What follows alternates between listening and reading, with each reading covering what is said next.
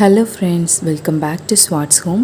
இன்றைக்கி நம்ம இந்த வீடியோவில் குக்கரில் மட்டன் பிரியாணி எப்படி குலையாமல் செய்யலான்னு பார்க்கலாம். ஒரு குக்கரில் 4 டேபிள் ஸ்பூன் அளவுக்கு நல்லெண்ணெய் எடுத்திருக்கேன். அதில் ஒரு பிரியாணி இலை, ஒரு சின்ன துண்டு பட்டை, 2 கிராம்பு, 2 ஏலக்காய், அரை ஸ்பூன் அளவுக்கு சோம்பு போட்டு வதக்கி விட்டுக்கிறேன். 1/4 கிலோ அளவுக்கு பெரிய வெங்காயத்தை இந்த மாதிரி நீளமாக வெட்டி வச்சுருந்தேன். அதையும் உள்ளே சேர்த்து நல்லா கலந்து விட்டுக்கிறேன். வெங்காயம் வதங்குற டைமில் நீங்கள் அரிசியை ஊற வச்சிங்கன்னா உங்களுக்கு டைம் கரெக்டாக இருக்கும். அதனால் இந்த நேரத்தில் நான் 2.5 கப் அளவுக்கு பாஸ்மதி அரிசியை இந்த மாதிரி தண்ணியில் நல்லா அலசிட்டு தண்ணி ஊற்றி ஊற வச்சுக்கிறேன். இப்போ வெங்காயம் நல்லா வதங்கி பொன்னிறம் ஆயிடுச்சு. இந்த நேரத்தில் நம்ம இஞ்சி பூண்டு பேஸ்ட்டு சேர்த்துக்கலாம். 3 டேபிள் ஸ்பூன் அளவுக்கு இஞ்சி பூண்டு பேஸ்ட் சேர்த்துக்கிறேன்.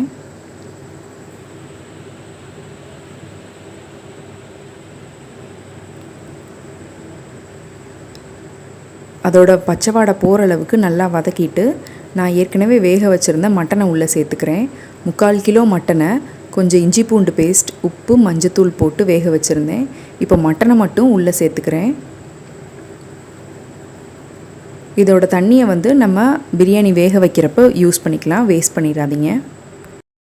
மட்டனை உள்ளே சேர்த்ததுக்கப்புறமேட்டு 3 மீடியம் சைஸ் தக்காளியை இந்த மாதிரி வெட்டி வச்சுருந்தேன். அதையும் உள்ளே சேர்த்து நல்லா கலந்து விட்டுக்கிறேன். நான் இன்றைக்கி மட்டன் பிரியாணி செய்கிறதுக்கு ஒரு மட்டன் மசாலா ப்ரிப்பேர் பண்ணி வச்சுருந்தேன். அதையும் இப்போ உள்ளே சேர்த்துக்கிறேன். இது என்னென்னா, ஒரு கைப்பிடி அளவு புதினா, ஒரு கைப்பிடி அளவு மல்லி, 3 பச்சை மிளகா, 1 ஸ்பூன் சோம்பு, 200 கிராம் சின்ன வெங்காயம், 3 பெரிய துண்டு பட்டை, 6 கிராம்பு, 3 ஏலக்காய், இது எல்லாத்தையும் மிக்சியில் போட்டு நல்லா அரைச்சி அந்த பேஸ்ட்டை உள்ளே சேர்த்துக்கிறேன். நம்ம பச்சை மிளகா போட்டு அரைச்சிருக்கோம், அதனால் காரத்துக்கு பார்த்து சேர்த்துக்கோங்க.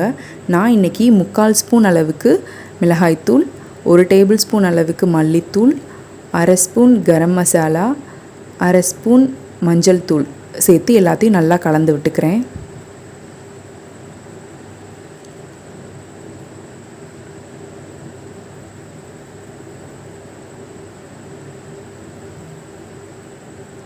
எல்லாத்தோட பச்சை வாடையும் போகிற வரைக்கும் இது சிம்லே வச்சு அப்பப்போ இந்த மாதிரி கலந்து விட்டுக்கோங்க. நான் இந்த டைமில் 2 டேபிள் ஸ்பூன் அளவுக்கு தயிர் எடுத்து வச்சுருந்தேன். அதையும் உள்ளே சேர்த்து நல்லா கலந்து விட்டுக்கிறேன்.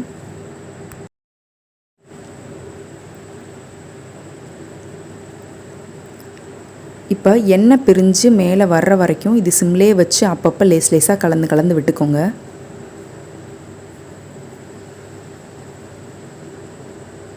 இப்போ எண்ணெய் நல்லா பிரிஞ்சு வந்துருச்சு. இந்த டைமில் நம்ம பிரியாணிக்கு தேவையான தண்ணியை உள்ளே சேர்த்துக்கலாம். நான் இன்றைக்கி 2.5 கப் அரிசிக்கு 4.25 கப்பு தண்ணி விட்டுருக்கேன். அதாவது 1 கப்புக்கு 1.25 அப்படின்ற அளவில் 4.25 கப் தண்ணி சேர்த்துருக்கேன்.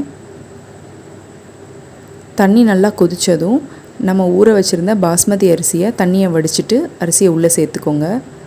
சேர்த்துட்டு கொஞ்சமாக புதினா, கொஞ்சமாக மல்லி சேர்த்து இந்த டைமில் உப்பு செக் பண்ணிவிட்டு குக்கரை மூடி வச்சுருங்க. குக்கர் வெயிட் போட்டதும் சிம்மில் வச்சு ஒரு 10 நிமிஷம் விட்டுருங்க. ப்ரெஷர் போனதும் ஓப்பன் பண்ணிங்கன்னா ரொம்ப மணமான கொலையாத மட்டன் பிரியாணி சூப்பராக ரெடி ஆகிருக்கும். ஒரு சின்ன டிப் என்னென்னா, நீங்கள் குக்கரில் வேக வைக்கிறப்ப பிரியாணி வெந்ததும் அதை வேறு பாத்திரத்துக்கு மாற்றிருங்க, இல்லைன்னா குழஞ்சி போக சான்ஸ் இருக்குது. ரொம்ப நல்லாயிருக்கும். நீங்களும் உங்கள் வீட்டில் செஞ்சு சாப்பிட்டே என்ஜாய் பண்ணுங்கள். Thanks for watching. Bye.